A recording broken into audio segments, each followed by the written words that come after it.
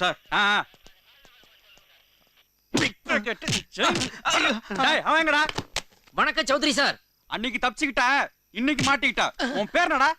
மதன்கிற நம்ம பேரை சொல்ல வேண்டாம், மது பேரை சொல்லிடுவோம். உன் பேரை சொல்ல ஏன்டா இவ்வளவு யோசனை? சார் யோசிக்கல சார், நான் ரொம்ப வெக்கப்படுறேன் சார். ஏன்னா எங்க அப்பா சாராய கடையில வேலை பார்த்துக்கிட்டு இருக்கும்போது எங்க அம்மா பக்கத்துல சால்னா கடை போட்டிருந்தாங்க சார். அப்ப 2 பேருக்குள்ள பிக்கப் ஆகி அந்த செட்டப்ல பிறந்தவன் தான் சார் நான். சாராய ஞாபகத்துல மதுன்னு பேர் வச்சாங்க சார். என் தம்பி பேர் கூட சல்பேட்டா சார். சினிமாவில் நடிக்க வைக்கிறேன்னு சொல்லி எத்தனை பேரை ஏமாத்திட்டு இருக்க? ஏமாத்தல சார், நான் ஏமாத்தல. உண்மையிலே என்கிட்ட ஒரு நல்ல கதை இருக்கு சார். அது காஷ்மீர்ல நடக்குது சார். எடுத்து தொலைக்க வேண்டியது என்னடா? முடியலையே சார், அங்கதான் இந்த ஷூட்டிங் நடக்குதே. அதனால இந்த ஷூட்டிங்க்கு பெர்மிஷன் கொடுக்க மாட்டேங்கிறாங்க. இடத்த மாதிரி தொலைக்க வேண்டியது என்னடா? இடத்த மாத்திரம் சார். அமெரிக்காவுல ட்ரேட் சென்டர் முன்னாடி கேமரா வச்சு எடுக்க எல்லா பிளானும் பண்ணிட்டேன். அந்த நேரம் பார்த்து பிளேட்டை கூடாது இடிச்சு எல்லாத்தையும் காலி பண்ணிட்டானுங்க சார். ஐயோ, அப்படியே அன்னியன் பிரகாஷ் ராஜ் மாதிரியே நடிக்கிறீங்களே சார். பெரிய எதிர்காலம் இருக்கு சார் உங்களுக்கு. நோவா உள்ள போடுடா.